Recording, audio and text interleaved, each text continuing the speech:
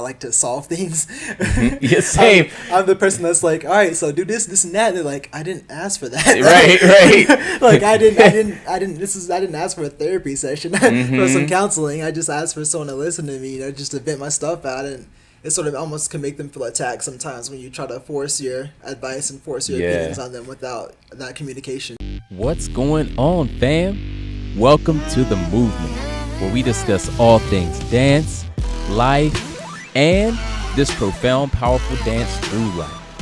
Whether you're a dancer, a little klutzy, or just a lot of curious, this show is all levels friendly, baby. So lace up and let's go.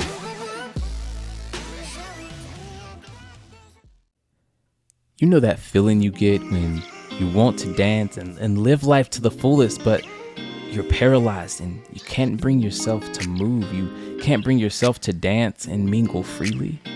That feeling of, I must forewarn everyone that I have 2 left feet just to lower the expectations and decrease the chances of complete embarrassment. I know that feeling all too well, because that is exactly who I used to be. Then through dance, I learned how to connect mind and body and to decrease that voice in my head that was so concerned about what others thought about me. I learned to increase the positive language as I spoke to myself and changed the course of my entire life dramatically. I want to help you overcome that same exact thing. Each week, I'll be holding a live class session where you will learn how to become the most confident version of yourself in dance and in life, while being able to ask any questions you have in a community of others just like yourself. Go down to hasdancecamp.co. That's hasdancecamp.co. I'll drop the link down in the description. I look forward to seeing you and building with you. Now let's get back to the show.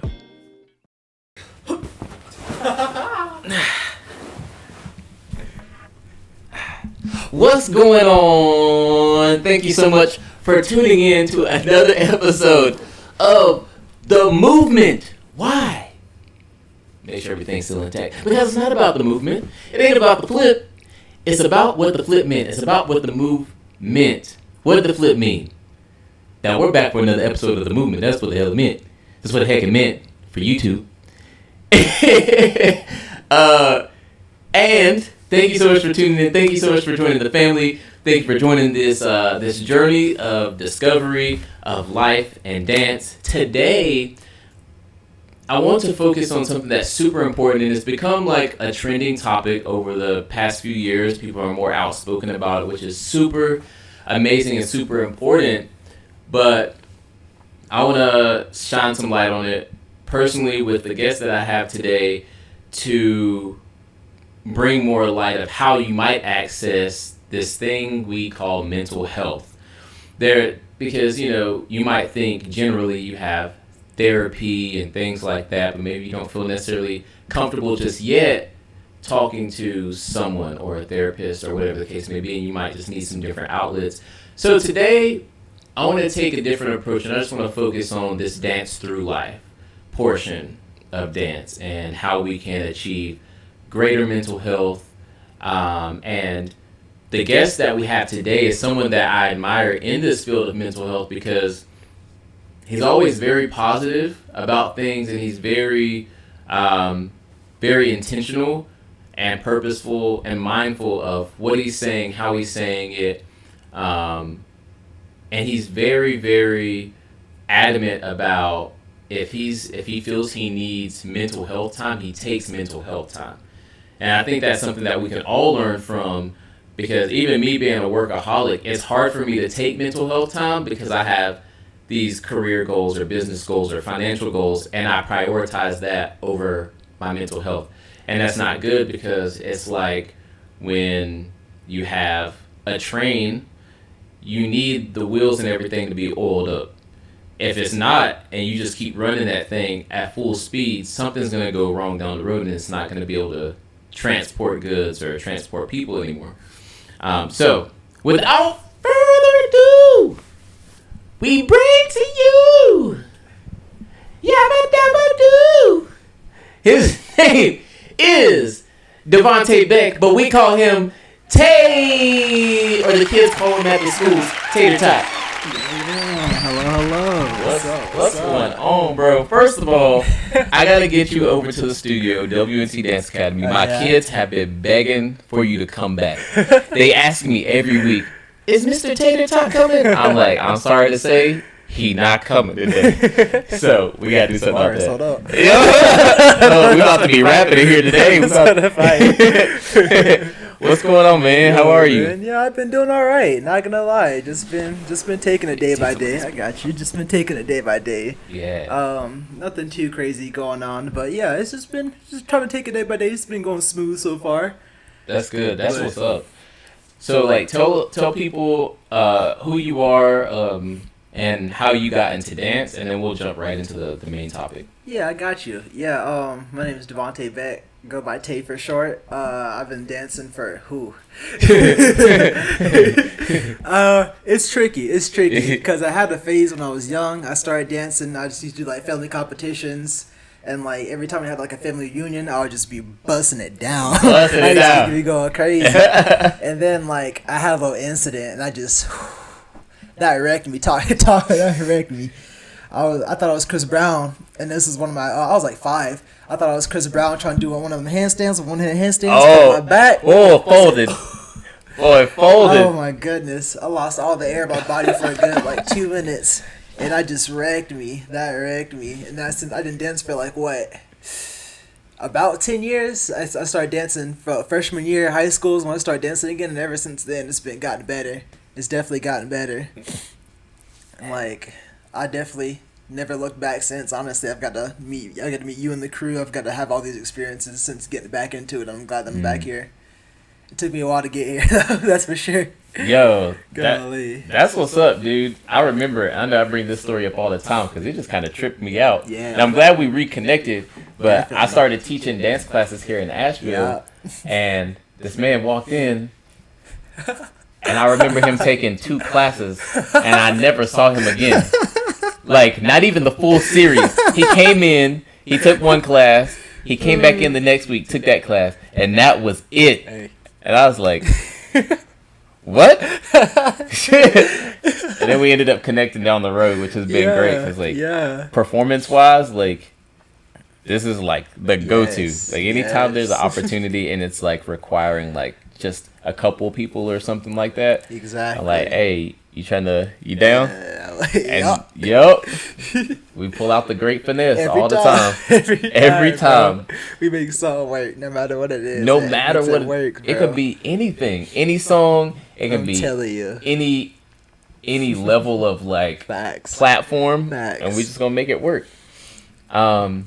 So that being said, there's a lot of stress that comes with these last minute opportunities too, for sure. Even though we get them done, and we sometimes I feel like we're addicted to that. Sometimes it's really true. Because we just be chilling. Yes. Like we'll have like full blown conversations like, hey, we should choreograph to this song, send it to the artist before they come to Asheville to perform, and maybe they'll let us get up there on stage. And we're like, yeah, that's a great idea. We can lock that in. We start that day. We go hard for like 4 hours. We get some good stuff done. We like, hey, all right, we're going to come back tomorrow or like next week and we're going to finish this thing. Lo and behold. 7 months later. We're like, oh, bro, remember that dance? And then we try to freaking put the choreography together, like finish it, record it, post it, tag them in it, all in the same day. Like a couple days before the event. Yeah, bro. And it just it worked. I mean, we still got a video out at least. We got a video out. But like, they didn't say anything about it though. They was like, nah, it's too late. They were on stage. They said, y'all really thought y'all thought they on stage like, hold up, bro, I got a beat. Come on, man. You posted this morning. If y'all would have sent this at least 12 hours previous, we would have definitely been on there with you. Right. I'll tell you. But so there's the topic today is mental health though. Yes, so sir. I wanted you to be on here to talk about this because again, like I admire like your approach on mental health, and it's something that I aspire to. And I think it's great that everyone in the dance family like we can all learn from each other. Yeah, that's Like for it doesn't sure. matter age. Like I don't ever look at age and me being older than somebody and thinking that I know more than them, because it's never that way. It doesn't matter for anybody. And he's very adamant and very intentional about his mental health. And like what, and feel free to like not answer any questions if like it's like a soft spot for you. Of course. But what moment was it in your life that you realized like I have to do better? What was that turning point for you with your mental health? Yeah. So like, the moment that I realized that like I really just had to get up and do something about myself, or just mentally, both just and everything encompassing with that, I know that like I was just stuck. I would just get super comfortable, and like there'd be times where I would just like do nothing all day and just like not exactly wallow, but like I said, I would just get too comfortable in what I was doing and how I was feeling, and I just felt like that should be my norm. But like after experiencing good moments with like y'all or Adam or like some of my other friends and experiences through these dance events and stuff like that, and just even my own moments at home where I was just dancing, freestyling, or just letting out emotions, like having those moments of just genuine joy and having those moments of just pure happiness where it's just like, okay, I think I can get used to this. This is something different than my usual depressed self. Yeah.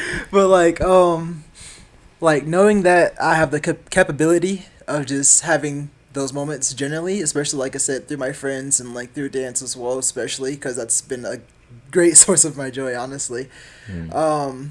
It's just very healthy for me once I was able to realize that I can be happy. I can like do these things I want to do, and like I have the opportunities. I just have to make them. You know what I mean? So like that real moment of realization was definitely then, just the opportunities that I was given, and like I said, just even to take your class. Like that time I did take your class, I was just like super scared of just like doing stuff like that. I want to do more with dance, but like I believe I was a little bit after high school, so I was like, I don't have dance class anymore. Like I don't know any like most of the classes that I would want to take is like, and like I said, in Raleigh or stuff like that, or like out of town. So like when I had the opportunity to take like a hip hop class and just like fully enjoy that, it was definitely a good experience. And like just experiencing new things generally is just very nice. It's very eye opening. It's a very insightful thing. When you take that time to really look into yourself and notice why you're feeling these things as well, it definitely very hard because you have to face your own doubts, you have to face your own fears and worries, and you have to like really take yourself apart. And that can be very hard for a lot of people because there might be so much to take apart with yourself depending on how deep you are into it. And like I've definitely gone through varying degrees of it, but like that was definitely a good turning point for me.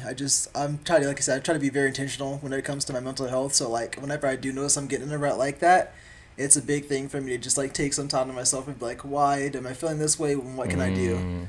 So Dang, that's real good. That's a lot. That's a lot of gems right there for y'all. Like, so let's like dissect that a little bit, and we'll keep on rolling. definitely.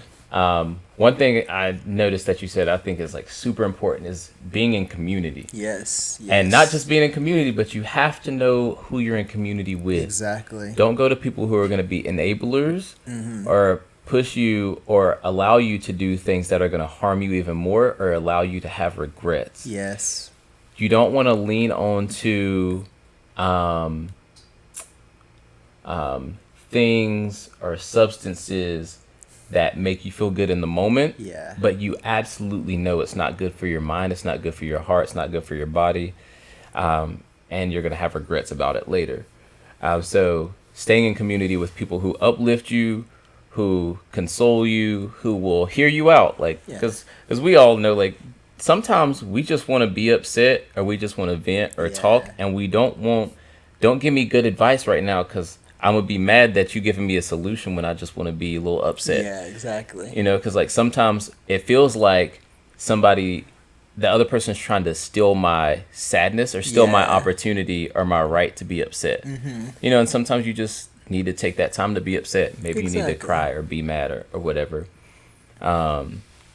So being in community is huge, and so that was huge for you. Yeah, definitely. Yeah, like getting out of just my bubble, my isolation. That's definitely a big thing for me that I do often whenever it comes to having like just mental episodes. Generally, I just get deep into isolation. I just don't want to do anything or be around people. But like I said, once I take that first step, or just take that step generally of just getting out of my isolation and my discomfort with that, it helps a lot. It definitely helps a lot. And like speaking on what you said earlier as well, like when it comes to like just generally talking to people as well, like you said, it can be very hard to speak to people about things, because like you said, you're like, I want to be sad, like I was saying earlier, like you sort of get in that comfort of like, this is how I should feel, like you sort of get in that middle state, like I'm not allowed to be happy sometimes too. Yeah. Like you're like, why am I happy when, or why am I trying to be happy when someone's, start, that's why I do a lot of comparisons, like why am I happy when so and so's going through this, or this is happening, so like having the people that I do have around me, they're very like helpful, and they're very nice and stuff like that, but they're also like enforcing as well. They hold me accountable for my things as well. So like that's also a thing I like with my friends that I have in my life right now, and like especially my parents as well too, is that like they're open to giving advice, and they'll be very gentle with me, but at the same time they're very like enforcing in the way, like they like, okay, so we told you to do this, so you gotta do it, right? It's like I said, like if I'm trying to get out more, I have a fear of just being out socially. They're like, all right, so we're gonna go out to this movie, or we're gonna go out to this restaurant. You wanna come with us? And like they'll try to offer me opportunities to act dope. on that as well. And also again, speaking on like who you talk to as well, when it comes to that, just advice wise, usually the thing I've been practicing a lot recently is offering advice or an ear to listen to, because like you said, sometimes it doesn't always help to hear advice sometimes, because it might come across as like, you're trying to tell me how to live my life. So there's a thing I've been doing recently where whenever I am reaching out to check in on someone, I'm like, do you want advice, or do you want me to listen, to someone to vent to? Because that can be something to make clear. And I'm as a person that I know I like to solve things.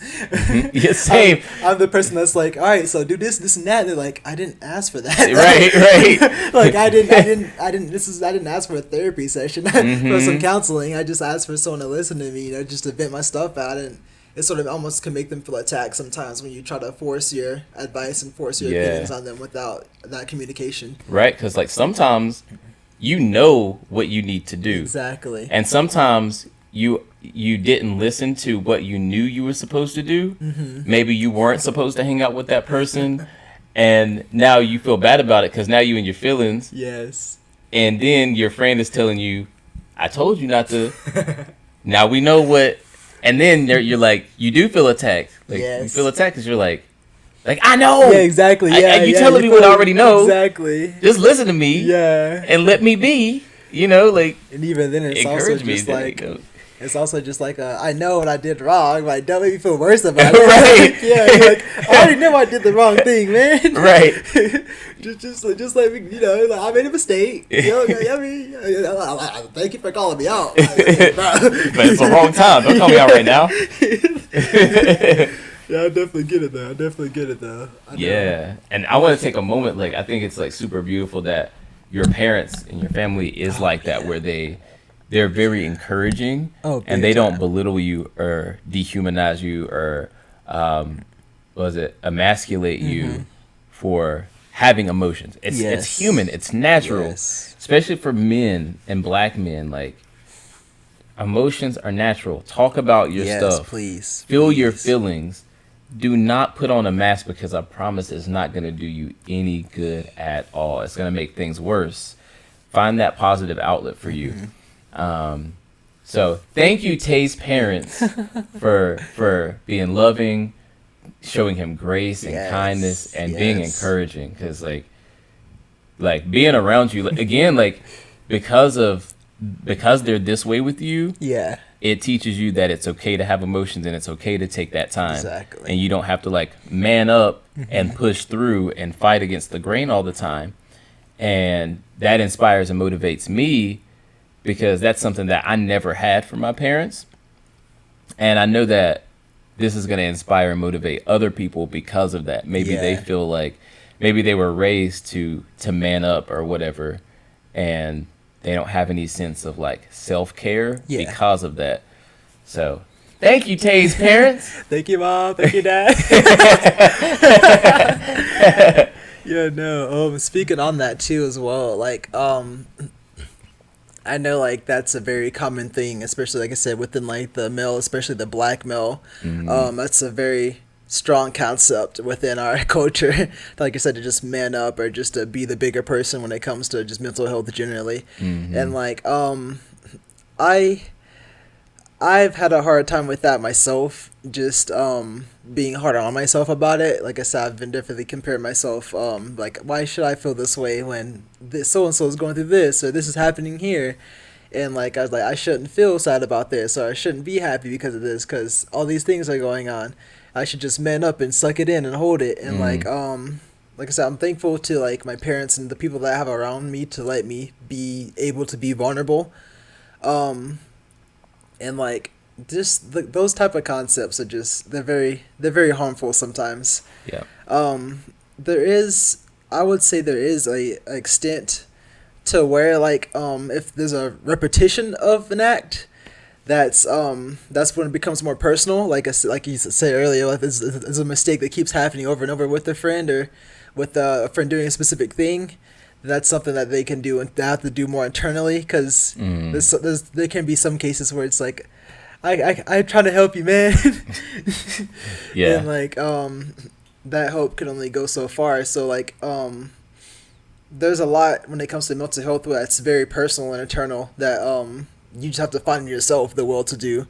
Like I was saying earlier, like I didn't have that will to just do anything. I just kept making mistakes and kept like falling back into patterns of like not doing anything or not taking things as seriously as I should be, you know, like whether it come to school or whether it come to dance or just life in general. I wasn't really working as much and stuff like that. And so falling back in those patterns, my parents were they're trying to force these things upon me where it's like, yo, we got these job interviews, we got Melvin's class, we got these opportunities for you to take, but you also have to be open to accepting it as well. Like you have to have the open mind and the open heart to be able to take that first step and to be able to accept those opinions, accept those opportunities, as well as be able to comprehend them as well too, because that's a big thing. Yeah, to not sulk and sit in it. Like, of course, like have your moment.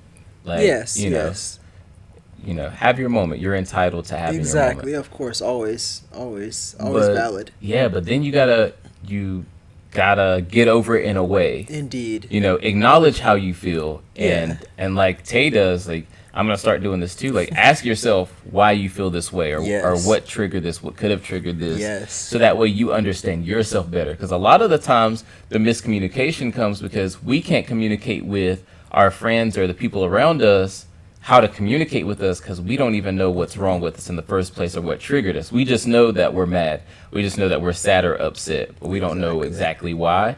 So we can only just kind of guess, like, oh, maybe it was this, because you know.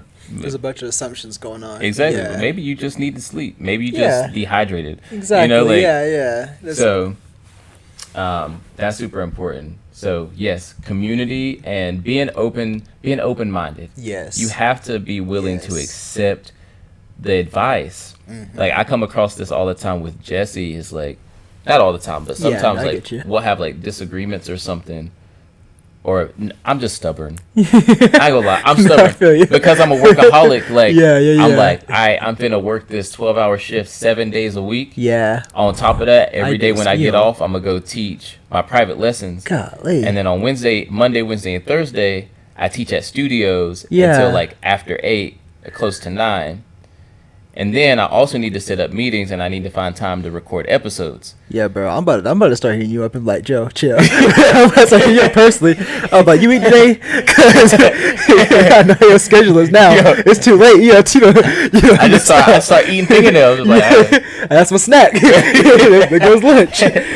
You know, and so it gets like that, and she's like, calm down. Yes. Like, you need to calm down. Like, what about us spending time together? Like, we haven't had date nights or anything like that. And like for me in my mind, I'm like, I'm doing this so like a few months down the road we can have all the date nights that we want, right? So from my perspective, it makes sense. That's like, good intentions. I'm gonna sacrifice our date nights and us spending a lot of time together right now so we can have it in the future.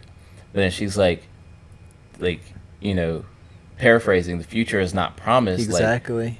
Like, let's spend time now. Yeah. Like, you know. Exactly. And you know, she works on herself all the time. Oh yes. And she's a great communicator. That's awesome. That's why I love it.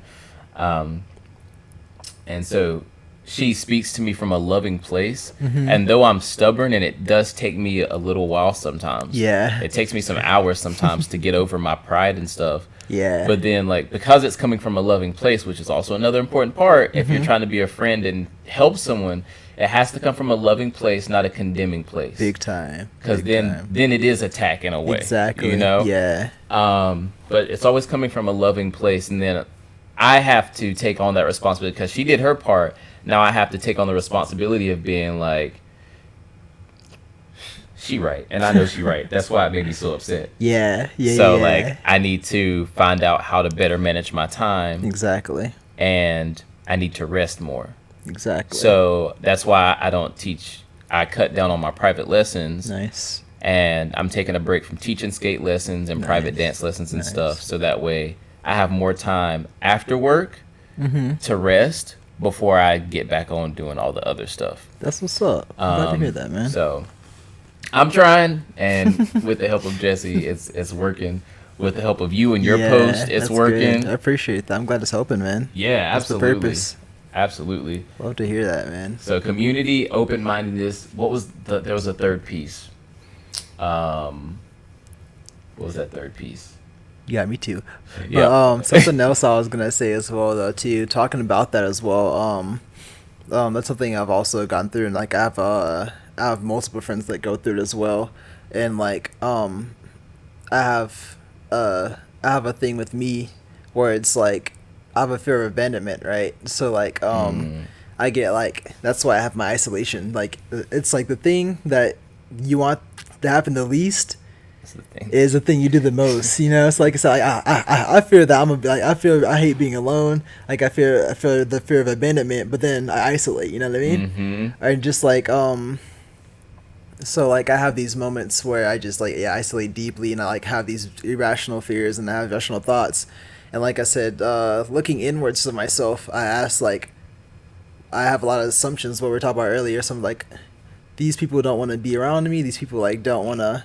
I'm not this person. I'm not that person. I'm not the funniest guy. I'm not the nicest guy. I'm not this and that. Like I don't fit this bill, this criteria that I set up for myself mentally. And I like put these words and these thoughts into people's heads. And a thing I've been working on recently as well is like saying like, who said that though? Right. Yeah, you know? Where'd that come like, from? Yeah, like, who was that something that I said and put in their mouths, or was it something that they said? You know what I mean? Yeah. And so, like, having the power and the analysis and the just awareness generally of having that thought process, and to be able to look into yourself like that is definitely very helpful. Like you said, like you're starting to knowledge now more so, and be more aware that you're working yourself and overworking yourself. You're starting to feel it too, I'm sure.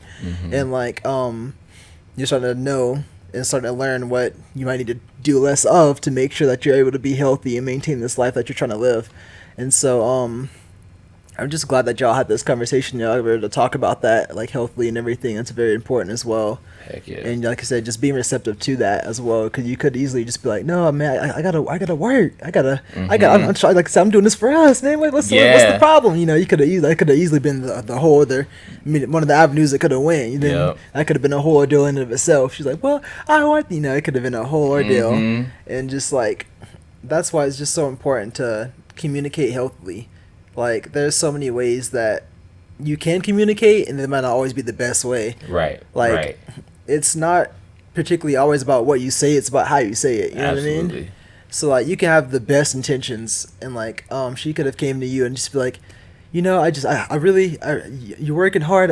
Can you just not work? Like, can you just stop? And like you'd be like, stop. What? Yeah. What you mean stop? Yeah. You trying to be broke? I can't be broke no more. You just don't find enough time for us at all. Like, I just never see you. Like, but you know why? yeah. Like, exactly. it's so we can see each other every day. Yeah, exactly how the conversation. That's how the conversation. Both sides are on the defense and offense at the same time. Yeah. Exactly. Mm-hmm. And it's like a good way that I've been learning to approach conversations is to be like acknowledge their efforts and make sure that they're seen, and then start to like bring up things in between those things. So like in your case, I'd be like, yo, I see that you're working really hard. I'm really proud of you. You're really pushing yourself. I see that you're going beyond your boundaries. I'm really proud that you're getting all these hours and you're trying to do all these things with dance. But I would just really appreciate some more time with me. You know what I mean? Yeah. And so like just that's already softening the load of what she's asking for without making it seem like an attack already. Yeah. Like you have to deliver it in a way that's comprehensible and acceptive for them as well. You don't want to come at them hard, attacking way, because that's just gonna make them just back up. Why you work all the time? Yeah, exactly. Yeah. What you doing? 12-hour shifts on the 7th day. Oh no, you didn't. Like, that's already throwing a wrench in it. Yep.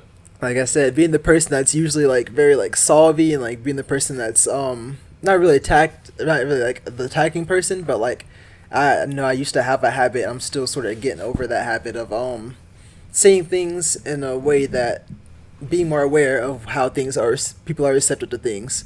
Like something that I might say might be the thing that works for me, but not going to work for everybody. You know what I mean? Like I might see it this way. I'm like, I don't see why so and so's mad about this. Like I said it this, like it makes perfect sense to me. Yeah. It makes perfect sense to me.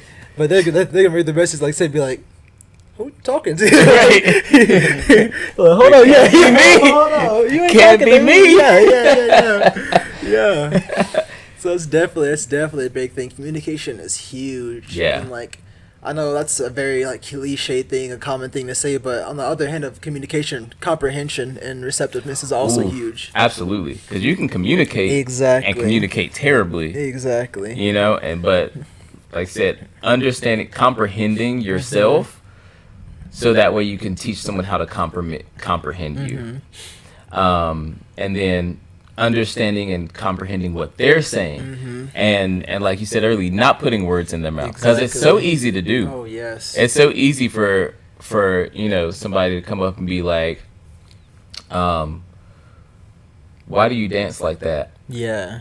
And then you thinking of it like, maybe you feeling salty or like, feeling am I defensive. dancing weird? Like, am I dancing weird? That's the way someone's supposed to be dancing? And I was like, oh no, I thought it was cool. Yeah, like what's the meme video where it's like people are like, no, I'm leaving. Oh yeah, I'm leaving. You said you don't love me no more. It's like, no, I said we can't eat macaroni and cheese because I'm lactose intolerant. It's the same thing. It's the exact same thing.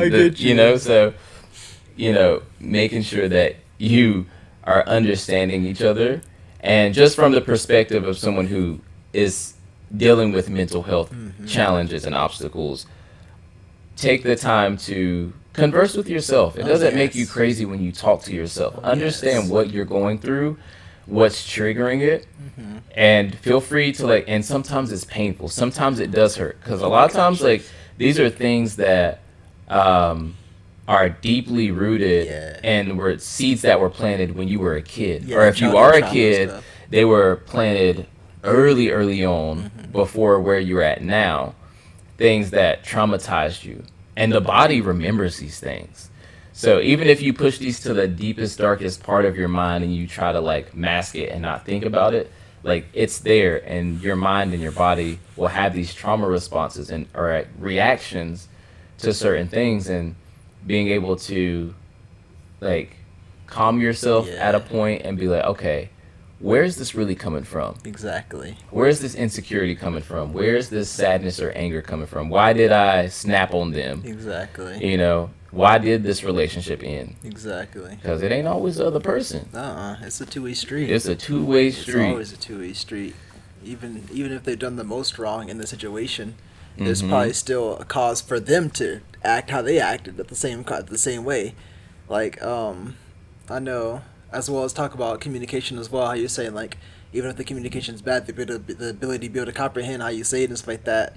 You can, on the other flip of the coin, you can have the best communication and they still not be able to comprehend it well. You could be saying all the right hit and all the check marks, and they're just not open to accepting what you're trying to say. Right. You could be right in every sense of the word of the matter.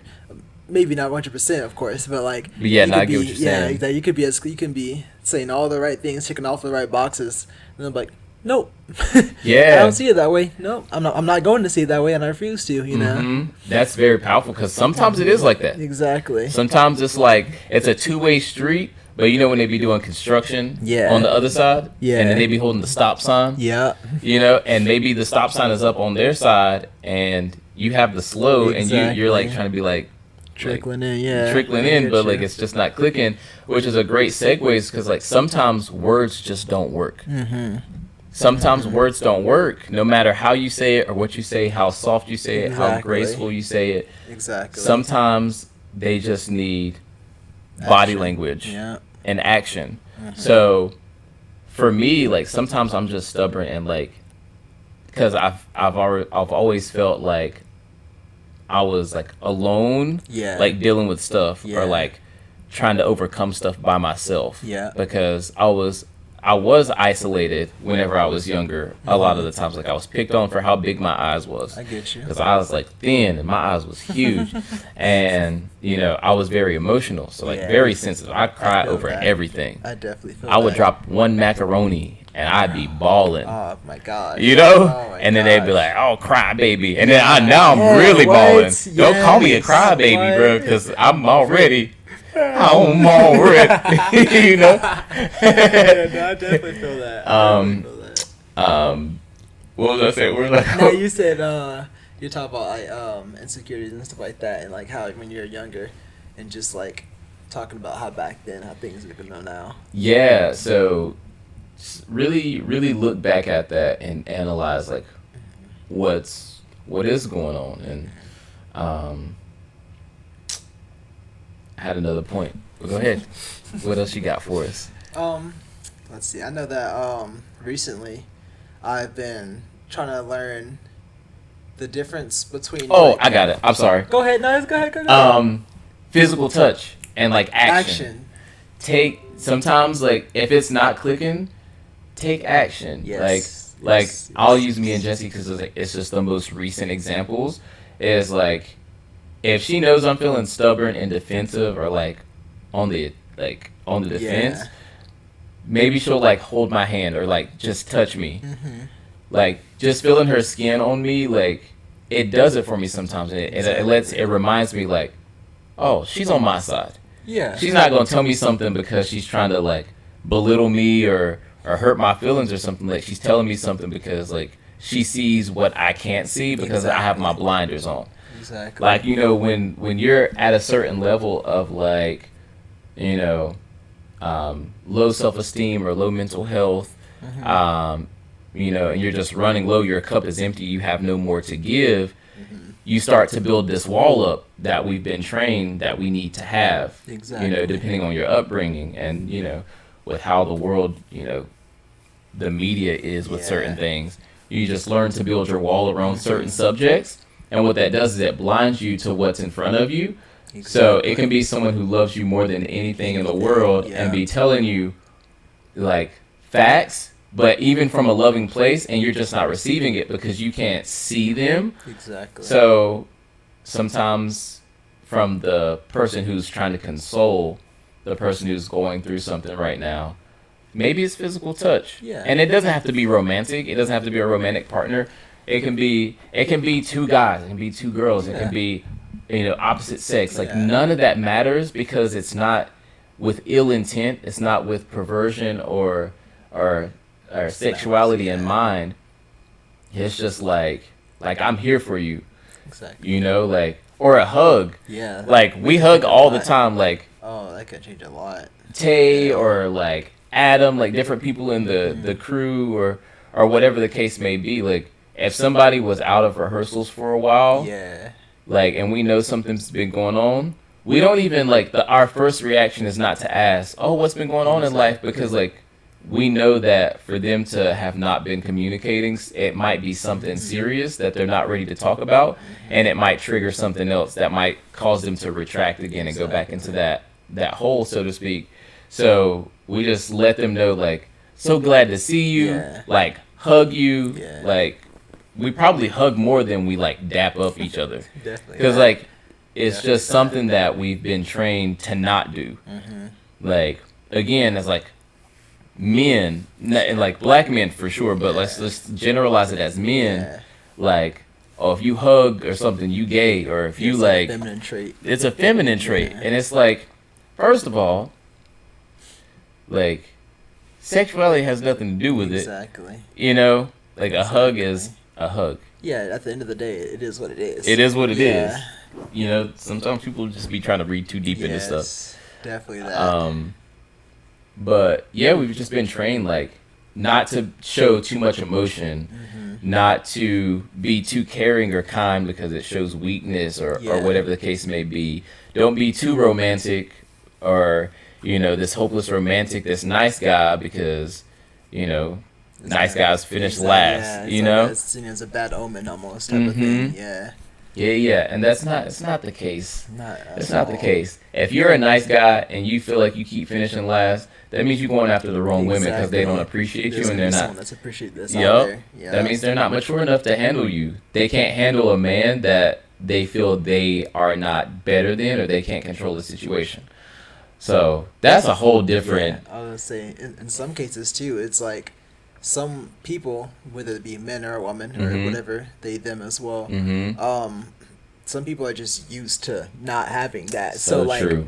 if someone's so someone is loving and caring, but that they're like, you ain't trying to fight me at all times. Like, this is I don't know how to feel about this. Right, So let me pick a fight. like this is not how it usually goes. So they might purposely try to, just out of not knowing any better.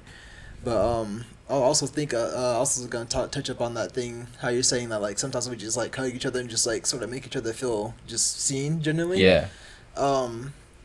That's definitely a very powerful thing that I've been trying to do as well. Like, whenever I know that someone's going through something, I'll ask them, of course, and let them know that like if they want to tell me now, they can. But if they don't, they don't have to. Right. Make sure there's no pressure in the situation. But a thing I always try to do is like just to make sure that they have that affirmation that I am always going to be there, like whenever they're ready. So like I'll be like, hey, are you okay? If you want to talk about it now, we can, but if not, then know that whenever you need me, I'll be here to listen or to give you advice, and just to make sure they have that awareness in the back of their head that, okay, I don't want to talk about it now, but maybe sometime next week or sometime even tomorrow or something like that. Just to know that the option is there can also be comforting for some people too. And I know it can be a lot of pressure. Like I said, sometimes like some people can just feel the pressure of just like feeling they have to talk about it just because someone asked about it. Right. So they're like, hey, what's some people are like, hey, how you doing? Like, are you okay? Are you okay? Are you okay? And like, oh my god, like I don't want to talk about it. And I could just, like I said, just make them sort of pull back a lot more. And another topic I want to touch on too is like just the fear of being just loving generally to people and friends. A thing I've been trying to do as well is just tell people, even if it's friends I haven't talked to in years, months, I might just shoot them a random message and be like, yo, I see what you're doing, and I'm proud of you. I saw you just graduated a couple weeks ago. I see you doing these classes, or you making these moves, or whatever is going on. I just want to let you know that I'm proud of you. I see you, just to make sure that in case they don't have that thought, and that I still love you. I still appreciate everything that we've experienced throughout life, and like, I'm still here for you.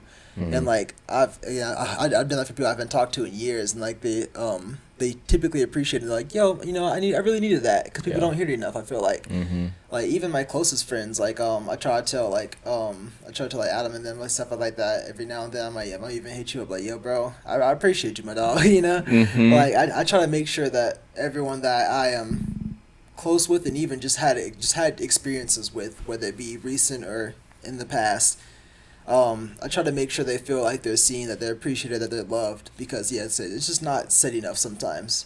like it's not commonplace anymore. At least maybe not anymore, but it's not as commonplace as I feel like it should be. You know what Absolutely. I mean? Like people aren't really against it, but it's not something they really think about either. You know what I mean? Mm-hmm.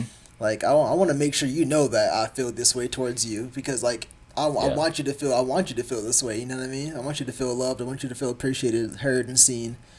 Because like that's something that especially now with like it being more of a problem sometimes where people don't always feel appreciated and don't always feel seen or loved.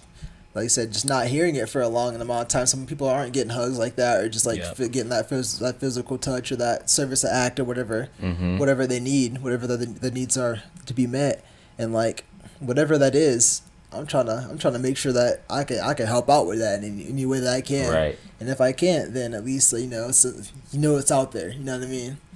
Mm-hmm. So I've definitely been trying to do that a lot more. It's something I've just been doing for years at this point, but there's something I try to consistently do at some point throughout the month or year. I just shoot a random text with some people that I just think of throughout the week. I'm like, oh yeah, I haven't talked to you in a while. I thought of you today.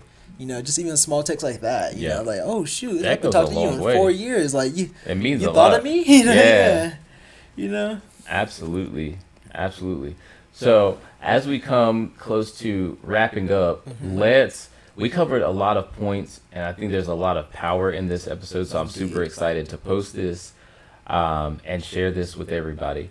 But let's make it a little more clear for our listeners, because we don't know who's on the other side of this. So very true. We don't know if it's the person dealing with mental health obstacles, or if it's someone who's trying to learn how to help their friend or family or whoever who's dealing with that. So let's separate the two so that way whoever the listener is, they know what they can do. Yeah. So let's start off with the person dealing with mental health obstacles. So let's do this. Let's see how in tune we are. We need to come up with six things that someone dealing with mental health can do. Cool. You'll take one, I'll take two, and then we'll just go back and forth. Got you. I'll say one of the biggest things for someone going through mental health is just like I said, just being open to new experiences. That willingness to be open to just try new things is so important. So important. You don't want to get too comfortable with doing the same old things. For number 2, we're going to say get in community with positive people. That positive people portion is very, very crucial. You can get in community with people who just want something from you. That can be sex. Do not put yourself in a position where you feel upset or hurt or rejected, and so you resort to sex, because then your brain and your body start to associate anxiety and depression and all these bad things with sex, and it can really take away from the sacredness and the beauty of the particular act. Big time. So being in community with people who don't want anything from you, but who want to give to you, who want to help refill your cup. If they're not trying to refill your cup or be there for you, and that includes without advice, don't be trying to give advice, everybody, then it might not be the right person to be around at the moment. I would definitely say self-awareness. Self-awareness is super, super important. To be able to know what's causing, what the triggers are, just generally being aware of what the problem even is. Sometimes it's not always a set problem, but just to know that you're going through something is very important. And also just the awareness of being able to acknowledge that it's okay to not be okay, to be happy, or to feel these different types of emotions, to be going through these different things. Kind of know that too much self-awareness can also be a problem. Things where like you might get called out, you might feel defensive, but you just have to know and be aware that some of these things aren't just because of how things are going. Your friends aren't calling you out to attack you, so you have to be aware of that and just be like, okay, what made me think that they're attacking me? In situations where you're putting words in other people's mouths, what made me put those words in those mouths? What is triggering these things? What's triggering this, and what's doing this for me? And how do I take the steps to move forward as well. Being aware of what moves you need to make, what people you need to surround yourself with, what actions are causing you to be in this moment, and how to get out of it. It's definitely very important. Love that. And I want to connect something that will tailgate that or like work with that is getting out in nature. Yes. So when you're in these moods, like sometimes it's cool to stay inside. That's where you feel safe. Maybe that's where like immediately when you start to feel these feelings, maybe staying inside is where you feel safe, comfortable. You fix yourself some healthy food and like you take time. But don't stay inside all the time. Get out in nature, and even if you're somewhere where there's not a whole bunch of like trees, forests, woods, like just walking. It's outside generally. Get outside, like get some sun. Seeing the birds, hearing nature, hearing the winds, feeling the rain, feeling all the different things that make us feel small, but in a beautiful way. Yeah. It's very comforting. And it can teach you a lot about yourself, and it can teach you a lot about the world. It can teach you a lot about other people, and it just draws the kid out of us a lot of times. You know, it draws that curiosity. And when you go outside into nature, like being open-minded about it. Big time. So maybe you don't spend the whole walk outside thinking about what you're dealing with. Like being able to like breathe, take nice deep breaths as you're outside, like analyze the air that you're breathing in, you know, and like what the temperature is like outside. Analyze the birds flying around. What color are they? Thinking about these different things really helps calm you down. And so being able to calm yourself down in that way.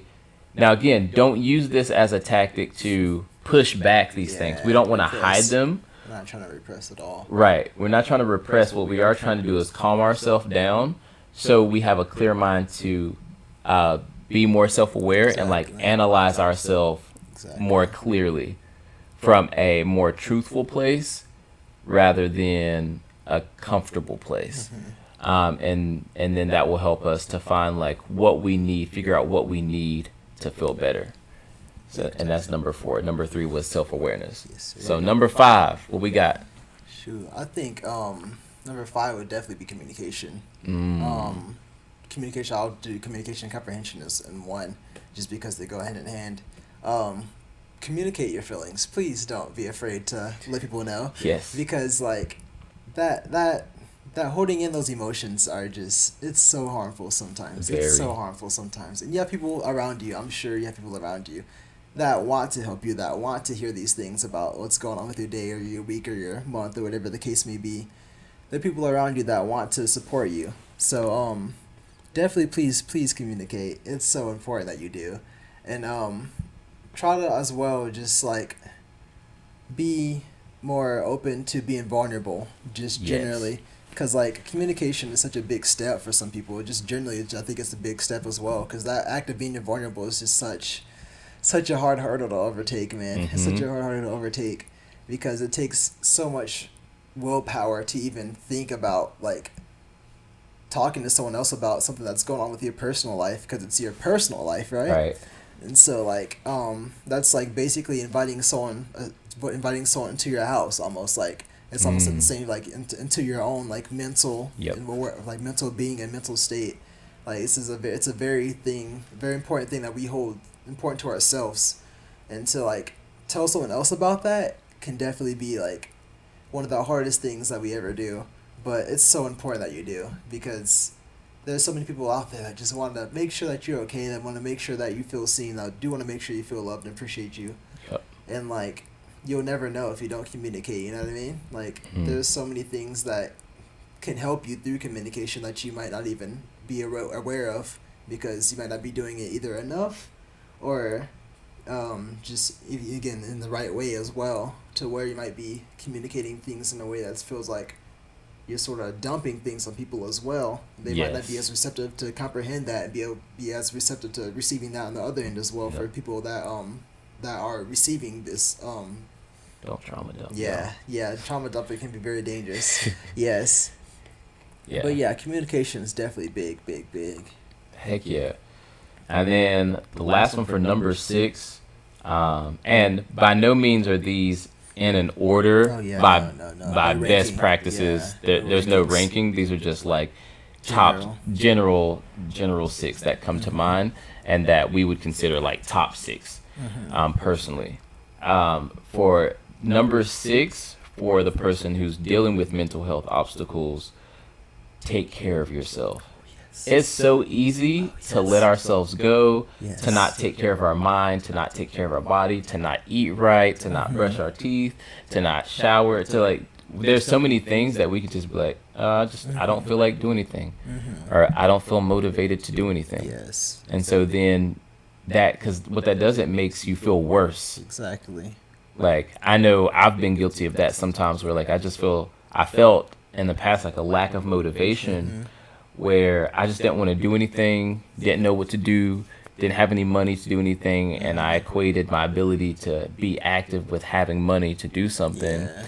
And so, like, I would just not take care of myself, and then I would look in the mirror and I didn't do my hair or anything, and then I don't feel attractive, so then that adds a whole other layer That's how you of develop habits. it just adds layers of things that were not even like the root of what I'm going through, and now it's a heavier weight that I have to like get off of me somehow now.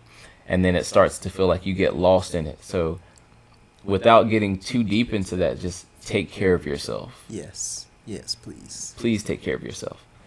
So that's the 6 for someone dealing with mental health obstacles. All right, and now let's give 6 for someone who wants to help someone dealing with mental health obstacles. Personally, I would say number 1 is like I was saying earlier, is to be, it sort of goes hand in hand with talking about it. It's just being receptive to it. So like, you have to know how to navigate someone coming to you in the first place. Try not to be too harsh or logical, because that's definitely sometimes can be a problem for someone that is very logical. You don't want to make them feel any less than for talking to you about anything, or just feel like they're devalue. There we go. You don't want to devalue anything that they're trying to talk about. Like, if someone comes to you, it's a big step for them, most likely.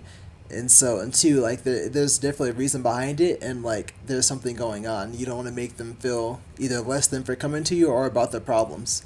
Like, if someone's coming to you about even just like stubbing their toe, like, yo, I cried because I stubbed my toe today, and it was just made my whole day worse. Don't be like, you stubbed your toe, bro? Like, you can stub that. Like, definitely don't do that. Like, you have to know how to navigate that. You have to know how to be receptive to it, not to be too logical about things, and to learn how to make themselves feel seen, how to make them feel appreciated, how to make them feel loved. Like I said, whether it be action, or whether it be words of affirmation, whether it be whatever their love language is, or whatever their style, you have to be aware of that and learn. If not be aware of it, learn how to, with time.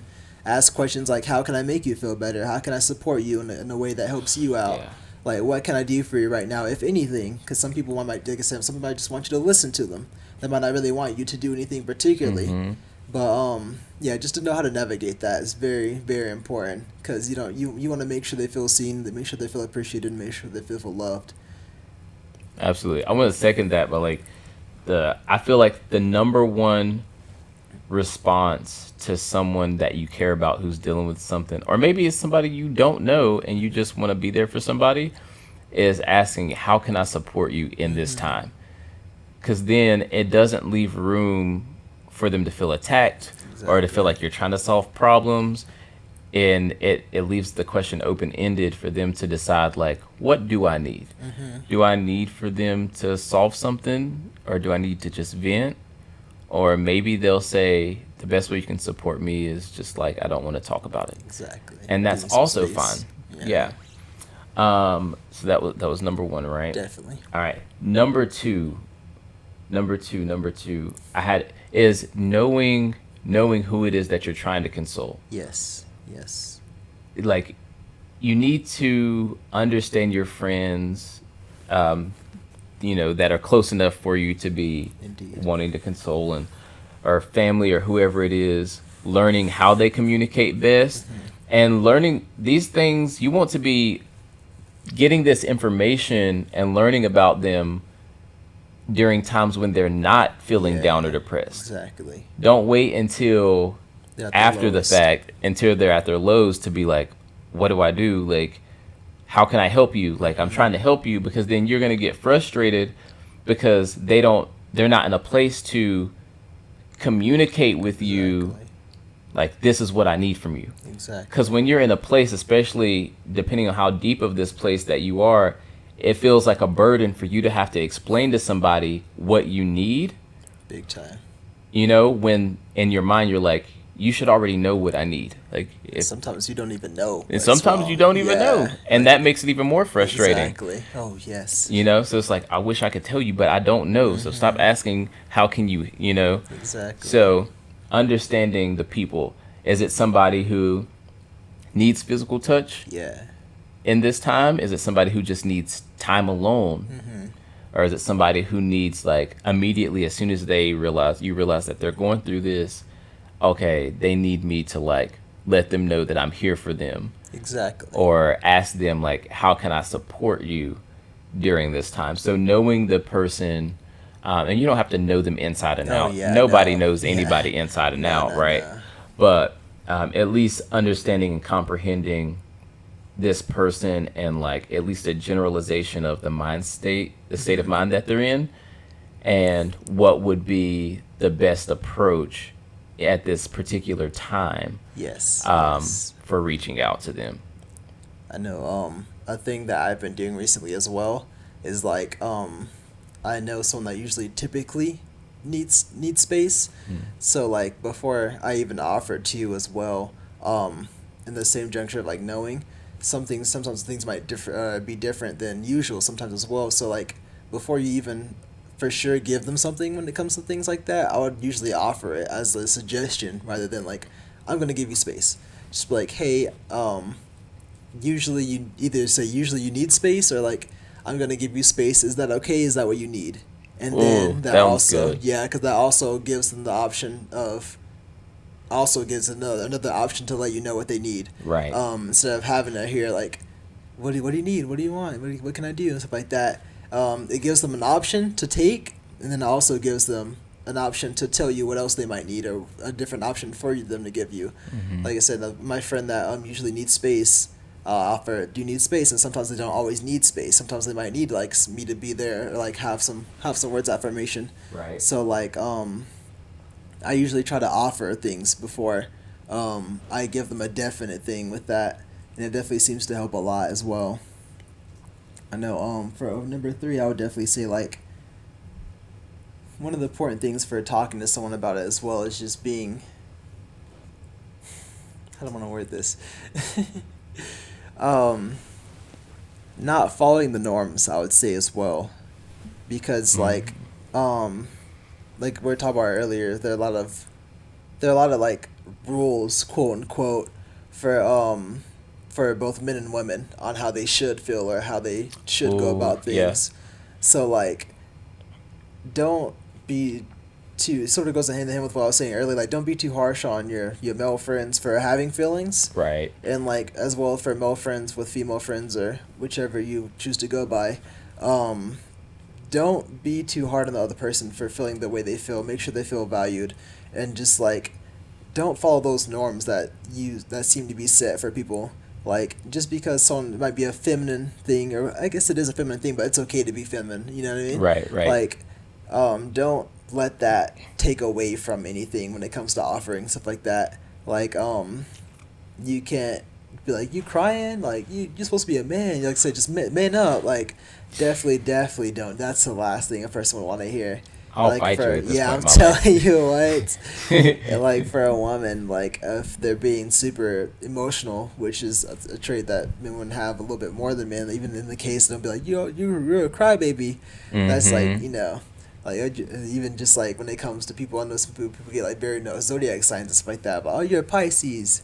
It's because of that. And it's, like, it's sort of, for people that don't believe in that, always, it sort of devalues them. Right. You know what I mean? Or like you said, for a black man, you a grown black man. What you what you doing crying? And like you say, you're a boss woman. You got a 3-figure job. What you doing? What you doing? Like What you got to you gotta worry hold about? that in. You gotta be a strong, What you got to worry about? Yeah. So definitely don't try to follow the norms when it mad comes to toxic. that. Yeah, I'm telling you, big time. Could never. And yeah, that's basically what I was gonna say with that. What's up? Heck yeah. Number 4. Number 4 would be, and it's self-awareness. Yes.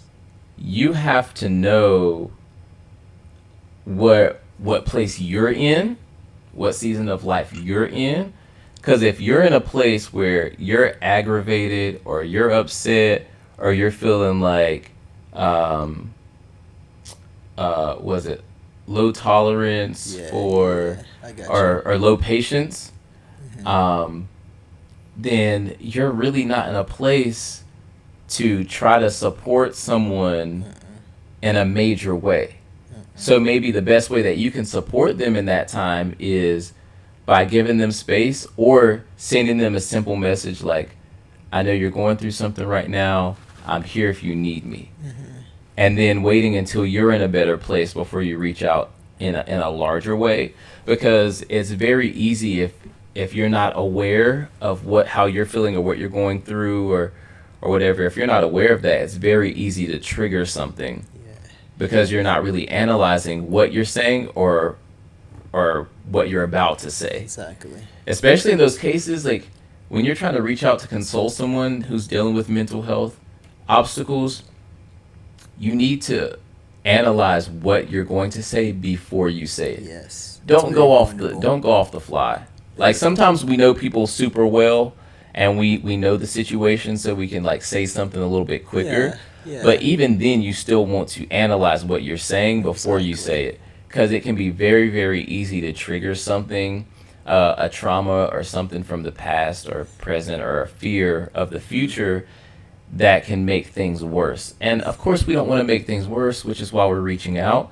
So just be mindful of what you're saying, and be mindful of that before you say it, and be mindful of how you're feeling. How was your day? Exactly. Do you feel like your cup has got enough in it to pour into somebody else? Exactly. Because even if you could be having a great day, but if your cup is empty because you're exhausted or whatever the case may be, you're still not in a place where you can give them something that's going to be meaningful or something that they can receive. So be self-aware, analyze yourself before reaching out to.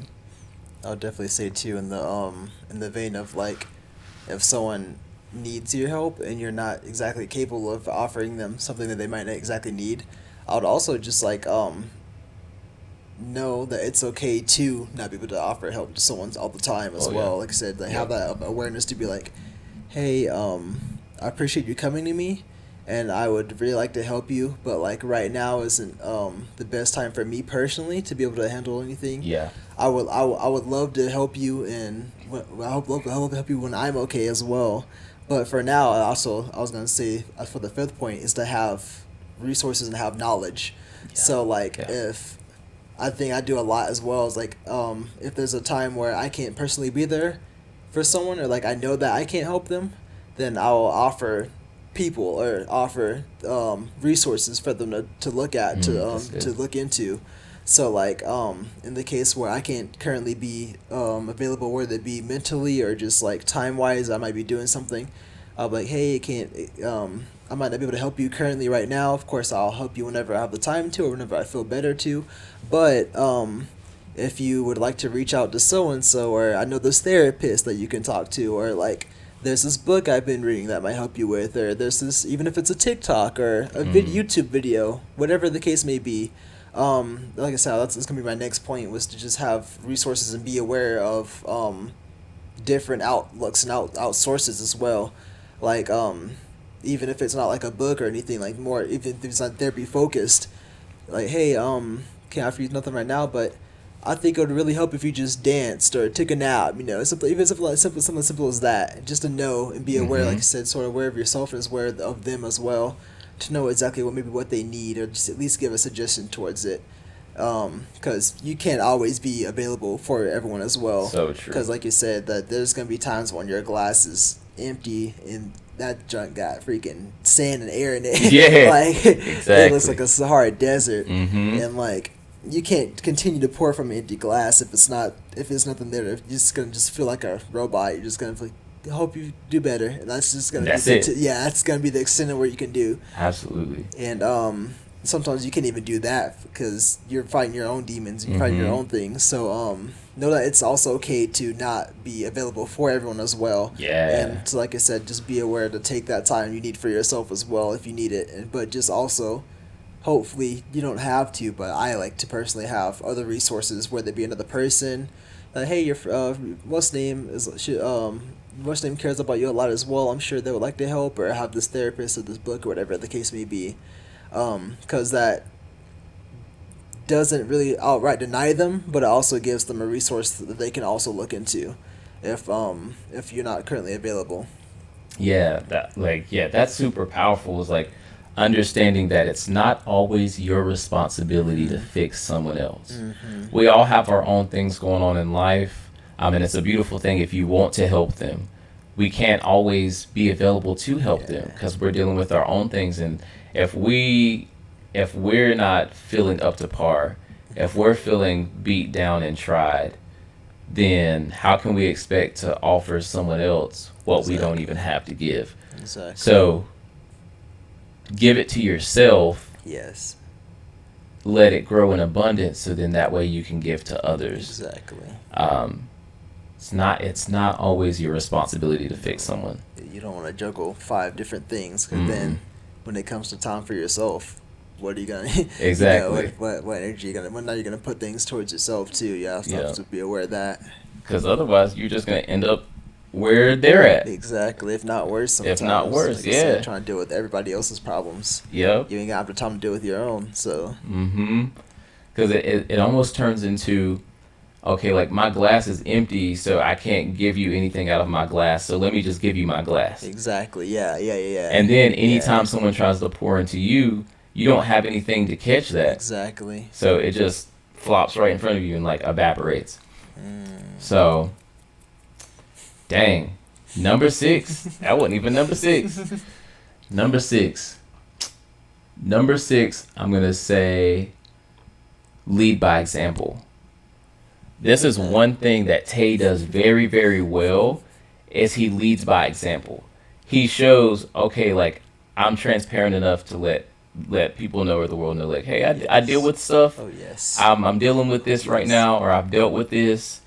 And then he'll like do a post where it's like, here's how you can, work on this if this is something you're dealing with, like I'm dealing with. Exactly. So he doesn't wait until like, oh, I'm over that, let me teach you how to get over that too. It's like, I'm going through this right now, and here's the steps that I'm taking to get better, and it's actually working, and I'm taking more time for myself, mental health days, and lead by example. Because if you lead by example, you're leaving a paper trail for someone who's maybe close to you, or maybe someone you've never met before, to see your life and be like, I can do that too. I can do that too. They dealt with the same thing I'm dealing with, and they left steps for me. Exactly. Let me do this. Let me try this, and it creates common ground. Whenever you can find common ground with someone else, it always allows them to be vulnerable, and it makes them feel safe enough to be vulnerable, and it then makes them more open-minded, so then they can receive more. So. And that's the thing. Like, as a person that's like constantly, especially now, like it's been very big for me to just pick up any information, and just try to soak up as much information that I can have and just absorb at the moment, and just release it back out. Like any information that I learn and take in myself, I usually try to share with other people, because why not? You know what I mean? Like I want to help. Like yes, I want to help you learn the things that I learned, so that even before the mistake even happens, if there's a mistake to happen, like if I learn how to communicate in a relationship better, I want you to learn how to communicate in a relationship. Even if you already know, I'm gonna share it anyway, just so I can touch as many souls as I can, and make sure that as many people are aware of this thing that I learned about myself as well. Because like I'm definitely in a moment where I'm just like I said, I'm just funneling information about just like whether it be relationships or eternal stuff like that, just mental health generally. I'm just funneling a lot of information into myself about stuff like that, and just trying to be constantly aware about stuff like that, and just like I said, almost every post on my story is about like some type of way to communicate, some type of way to like navigate this or that, and how to deal with childhood trauma and all that stuff like that. Mm-hmm. Because you never know who wants to see, who can see it, who might need it. You know what I mean? Like you never know who might be having a hard day dealing with the things that you are dealing with, and need that same message that helped you out. You know what I mean? Mm-hmm. And so I definitely try to be as I'm not sure exactly what the word is, but I try to definitely share that information as much as possible, Mm-hmm. because like it's so helpful for me. It's so helpful for me, and I've learned so much within even the past like month or so about just myself, and just about how to like do things differently and better than I used to before. As a very naive and unknowledgeable person about things before, like these are things that I wish that I knew back then. So like there's probably gonna be someone out there that's just like me. You know what I mean? There's people. There's someone that is like how I used to be, that like, didn't know all these things, and then through me sharing it, through them seeing it, they're like, oh shoot, so this is how this is supposed to work, or this is how this and that's supposed to do it. So definitely, like I said, lead by example, because people are gonna see the things that you're doing. They're gonna see the things that you're, indulging yourself in, and they're gonna see the information that you're taking in, and they might also need it, or they might also like get interested in like, okay, that definitely helped me a lot. Let me look into this more, and let me. Yeah. I want, like I said, I'm here. He's up here. I saw where he was down here, if not below me. Now he's up there. Well, I can get there too. I could definitely get there too. But yeah, very important. Very, very important. Heck yeah. Dude, all the gems. All right, y'all. We're going to leave you with one last bonus tip. Yeah. And then we're going to wrap it up. So, the bonus tip here, and this can be used by both sides, both ends, but with a primary focus on the person who's dealing with anxiety or mental health obstacles, is find a form of art or something, a creative outlet that that's positive for you. Like with dance, as a kid, I didn't really have anybody to talk to about the stuff that I was going on. Couldn't talk to my parents or grandparents or anything, because, stay in a kid's place. You don't know what you're talking about, all this. And it's like, but we see what's going on. Kids are not dumb, y'all. Yeah. Kids ain't dumb. They see, they know. And so if you're someone who doesn't have somebody to talk to right now, like nobody in your life that you feel safe around, find an outlet that allows you to therapize. And that might be writing, creative writing, literature, poetry, journaling. Yeah. And that allows you to kind of, you're talking the situation out, and it's not like with the physical person who's there right now, but you're talking it out with yourself, which allows you to become more self-aware and get it out. But you can word it literally however you want to, as if you're telling somebody. It can be like, name your journal like, I don't know, Beth or something. It's like, today, Beth, it was a hard day because such and such happened, and it really made me feel upset, and I can't quite put my finger on it, why I feel this way or why it triggered me the way it did, but I know that I didn't like it, and I'm just hoping that I can find a way to respond better to that, or to not allow it to affect me. And it really does make a huge difference. It really does. Like, I know if you're not used to doing it, sometimes it might just feel like a task, and you feel unmotivated, and you're like, I'm not gonna do that. It's not gonna help anything. I promise it helps. It really does. And I use dance that way, is I allow the artist to speak for me, and I dance it out. Because sometimes I just don't have words. Yes. Sometimes I don't have words, and I just need to move it out. And it gets the aggressions out. Like if I'm feeling like angry, maybe I'll crump or I'll pop. I'll use like a dance style that allows me to like, that fits the situation exactly. That allows me to get that out. So find a creative outlet. I would say that's probably even... That's definitely up there for fact. Yeah. That's definitely top 3, I feel like. Yeah. It's like, absolutely. Like what I was saying earlier, like journaling. being able to document how you feel during that day or that time alone, and then like having that documentation, especially in the later half of like that progress of getting better, when you look back and you're like, dang, I was really down. Like I was really down, but then you journey like, I had a good day. I'm no longer feeling this way. Then you're like, dang, like two weeks ago I was like going crazy about this in my head, but now 2 weeks later after, you'll see your progress, and that also helps you feel more validated and like feel like you made some progress as well. Right. That's something definitely I'm starting to work on a little bit more. I definitely should do a little bit more, and like I've been trying to like write things I'm grateful for too, because like again, tomorrow's not promised. You never know when anything can happen. So like and then the things that I'm grateful for might change or progress to more things than as I progress as well. Like the things might be small now, and then like I'm like, yeah, I'm grateful I can just dance now, and then like 2 months I'm like, I'm dancing at the studio now. I'm teaching. I'm grateful for the kids I teach. You know what I mean? Because it shows progress. You know what I mean? That documentation of how you feel, and just your expressions, can definitely be just a sign for some people. Like it just shows how far you've come, because that seeing your progress can help so much. So much. Absolutely. Like I said, I can go from having days on days of me like, I cried today, I had a really bad day, and then like a month or 2-3 months later I'm like, yeah, I've been going to the gym for a long time. I'm starting to notice my biceps are getting bigger. You know, I've only cried for 30 minutes today instead of my usual 2 hours. Or that's so excessive. But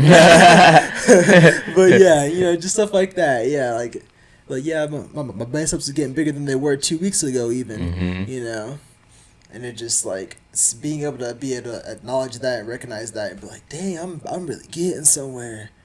That definitely helps, and it's more of a physical, like a visual thing too, and just like when you write stuff down, it's known, scientifically proven to be more mentally like engaging one, so you're gonna memorize that a lot better too. It has a lot more effect on your brain than visual sometimes as well, because it's an active thought process of writing it down what you're thinking, and so it's very helpful.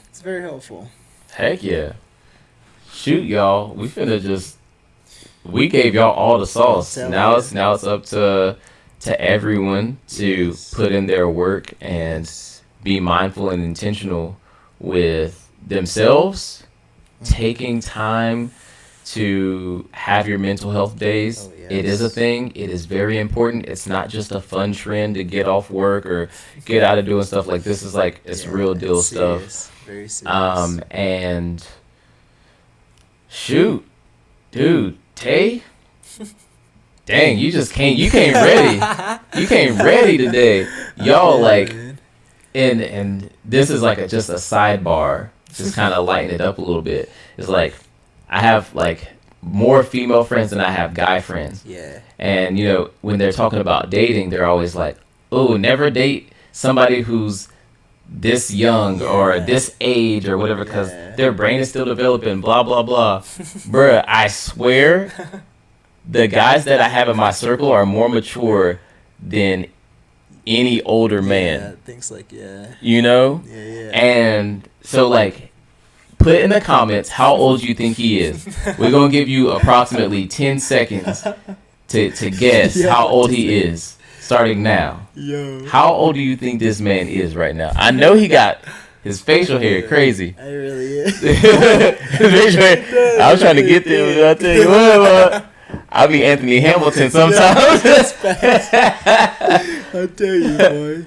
Yeah, man. But mental health is like literally one of my favorite things to talk about, because like it's such an important thing to me right now, and just generally it's always been an important thing to me. So like it's literally like, if I can have a conversation about anything, even through a stranger, I don't have to know the person at all. If I can have a conversation with anyone about anything, mental health is definitely like one of my top topics, because it's fun to talk about. Like it might be a little hurtful and stuff like that, but it's always just interesting to learn about people and like to learn about there's so much to learn.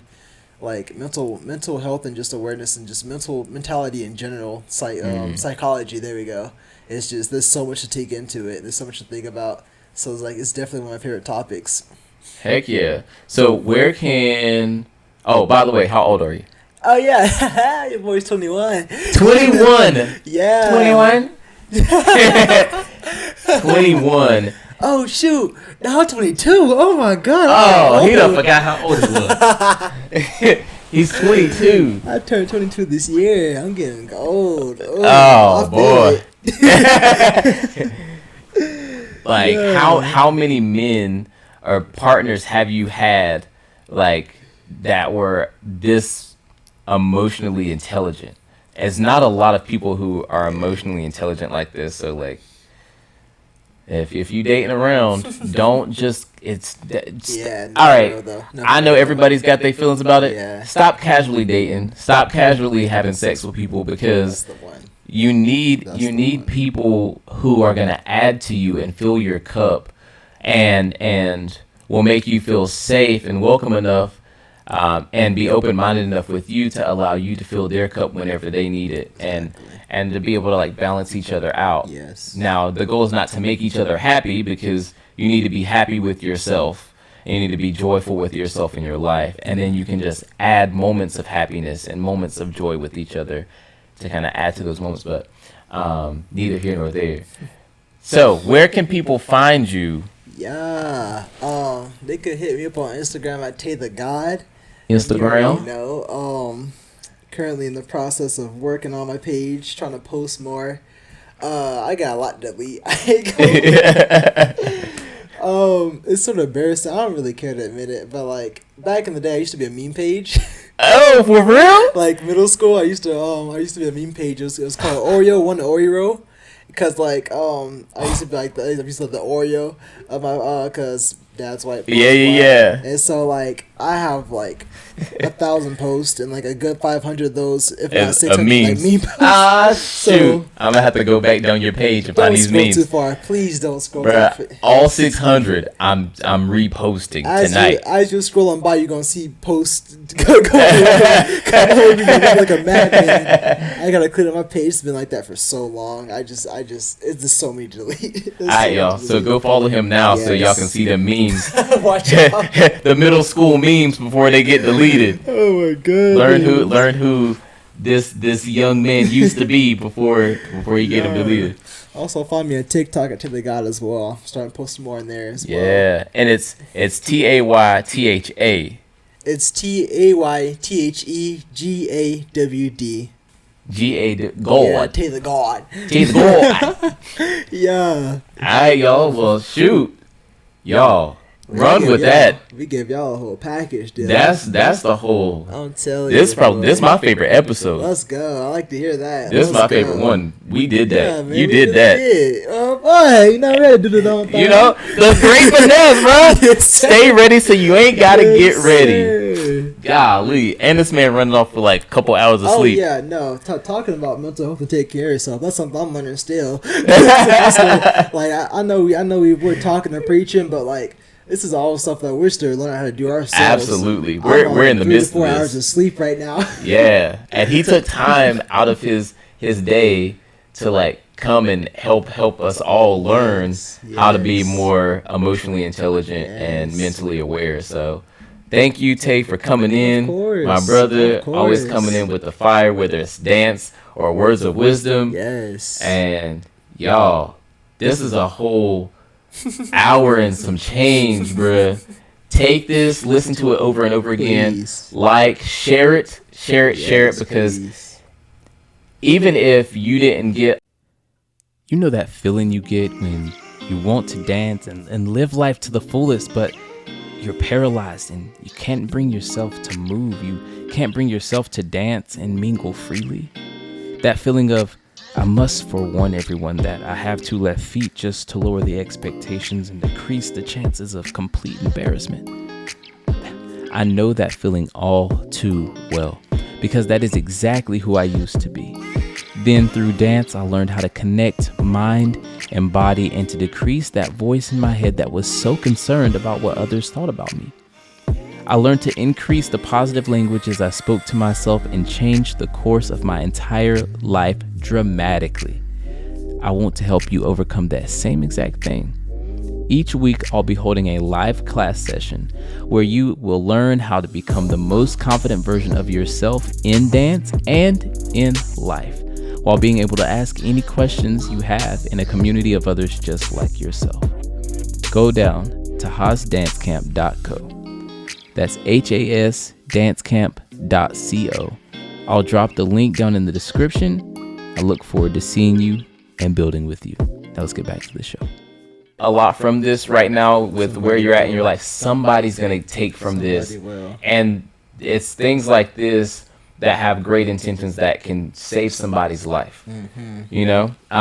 And if you're someone listening to this and you've had suicidal thoughts, I will be putting in the description down below the hotline for that. Please reach out to me. I was going to say as well, yeah, my DMs are definitely open for anyone that needs help as well. Of course, like we said, there are going to be times where we're going to always be able to help all the time, but I would definitely even if you just shoot the DM at some point, I would definitely reach back out to you at some point and just be able to do whatever I can for you. So please don't feel afraid to reach out at any point.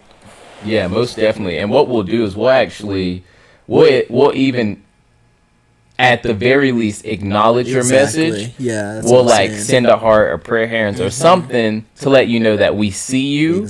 And then whenever we have the capacity, the bandwidth to actually reply with something fruitful that is going to help you, then we'll definitely do so. So don't give up hope. Your life is important. You were created to achieve a purpose that nobody else in this world can achieve, because you were created with patience and brilliance. Yes. And if no one has told you today, we love you. We do. We love you so much. Yes, you're appreciated. And we appreciate you being here with us and taking this over hour and a half episode. Thank you so much for your time. It means a lot. We might have to come back with some more of these, because this was great. It really was. It was a good time. And on that note, we're going to get out of here. Yeah. Thank you so much. Melvin AC Howell. Tay. And on Instagram, it's taythegawd. On me, it's House of Mel, HAUSE _of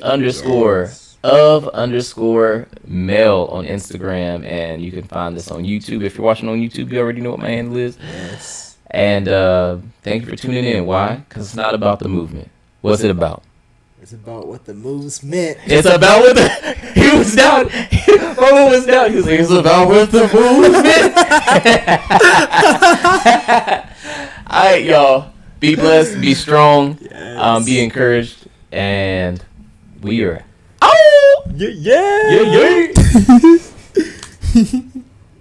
that didn't work. Dude.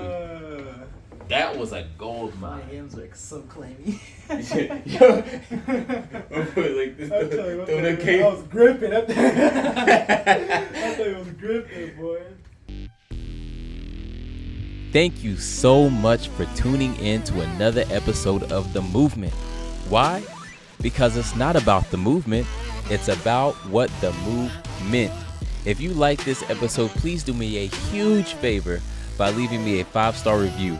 And if you're not already, please go ahead, subscribe to the show, and share it with a friend, because I'm providing this valuable perspective so that you can level up as an aspiring dancer.